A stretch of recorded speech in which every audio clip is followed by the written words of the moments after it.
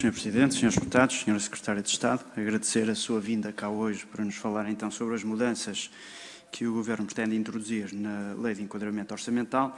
Portanto, do conjunto de todas estas audições que fomos fazendo, portanto, os objetivos são claros no que diz respeito à mudança introduzida em 2015, portanto, introduzir transparência, percebermos qual é o impacto das políticas de cada momento para as gerações futuras, promovendo aqui uma maior equidade entre as gerações, definir indicadores de gestão, evitar a fragmentação contabilística da gestão dos dinheiros públicos entre as diferentes entidades que compõem as administrações públicas. Portanto, estes objetivos estão perfeitamente claros. Sabemos que várias entidades nacionais e internacionais contribuíram para a reforma de 2015 e agora estamos confrontados com estas alterações que o Governo pretende introduzir. E começamos com pareceres emitidos pelo Conselho de Finanças Públicas e pela UTAU, que são bastante críticos.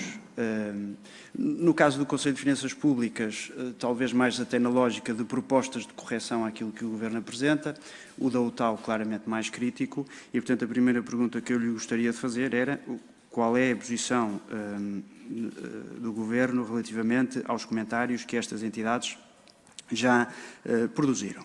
Também não deixa de transparecer, apesar do que foi dito agora, que há em diversos artigos da proposta do Governo o deixar cair da contabilidade financeira. E, portanto, a pergunta que eu também gostaria de deixar desde já é se o Governo está disposto a rever algumas das normas que altera, onde esta contabilidade financeira manifestamente deixa de constar. Portanto, é uma pergunta que também deixo. Nós julgamos que é um erro abandonar uma gestão baseada no princípio do acréscimo, ainda que se possa dizer que esse é um objetivo final ou futuro e que existem países que demoraram 20 ou 30 anos a introduzir este conjunto de reformas. Também não é menos verdade que muitos desses países, quando introduziram estas reformas, não tinham referenciais internacionais.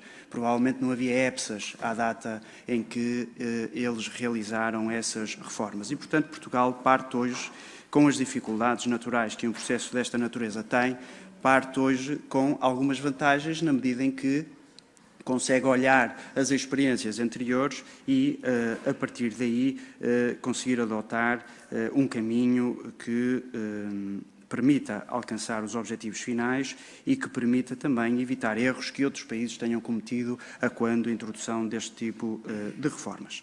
Naturalmente que saudamos a inclusão de alguma informação adicional sobre garantias ou créditos improdutivos. Aliás, a propósito da discussão do Orçamento de Estado suplementar, o Partido Social Democrata, acompanhando aquela que foi uma observação da UTAU, teve o cuidado de perguntar ao Sr. julgo que Ministro das Finanças, o Secretário de Estado na altura, se o Governo pretendia introduzir algum mecanismo de controle relativamente aos tetos de garantias que estavam a ser concedidos.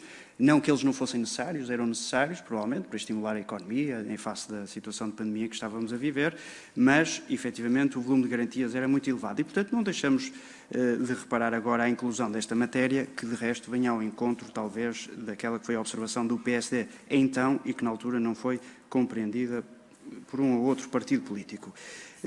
Relativamente a outras questões que gostava de apresentar, desde logo, o que é que o Governo, ou perguntas, o que é que o Governo pensa do Conselho de Finanças Públicas e da UTAU, da posição que já manifestaram.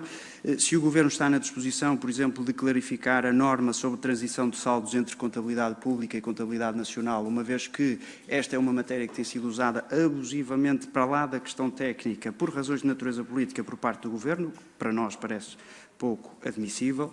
Se o Governo está disposto, por exemplo, a acolher a sugestão feita hoje pelo Presidente do Tribunal de Contas, que se refere a um programa piloto para a entidade contabilística do Estado, se o Governo também está disposto a introduzir essa alteração numa nova proposta, e se está disponível a apresentar um calendário detalhado desta reforma, uma vez que os sucessivos adiamentos, por mais complexa que a reforma seja, têm demonstrado efetivamente que não há garantia nenhuma de que no futuro tudo seja diferente.